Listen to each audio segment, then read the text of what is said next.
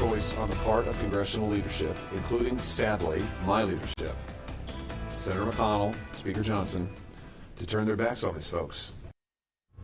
That was Republican Senator Josh Hawley from Missouri. He didn't hold back after House leaders gutted compensation the Senate had approved for New Mexicans and others still living with the effects of nuclear tests.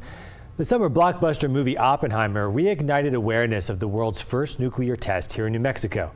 But for decades, the Tularosa downwinders living nearby and uranium workers have been fighting to get compensation. It seemed like this year could finally be the year, but that fight just got a little more complicated on Capitol Hill. Jonathan Field explains where it all goes from here. An improbable passage in the U.S. Senate, requiring 60 votes for the adoption of this amendment. The amendment is agreed to. Compensation for New Mexican downwinders and uranium workers made it to the Republican-controlled House on the National Defense Bill. Once it got there, though, they wanted us to make sure that we brought the cost down, which we did. Democratic Congresswoman Teresa Ledger Fernandez said they proposed other means, like bringing generic drugs to market, but they were not accepted. Senate sponsor Ben Ray Lujan described the omission as, quote, an injustice. Tina Cordova, who has led this fight for 18 years, echoed his sentiment. And it's just shockingly immoral.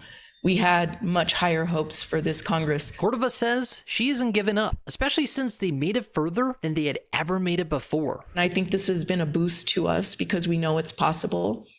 And I think that we need to make sure that we further engage with the Republican leadership in Congress so that they understand that this is not an issue associated with partisanship. Exposure to radiation affects the Democrat and the Republican alike. And their efforts still may win out. Congress still needs to pass 2 government funding bills by early next year. Those are 2 opportunities where we will seek to have this as an amendment. Jonathan Field, KOB4. The deadlines for those bills are January 19th and February 2nd.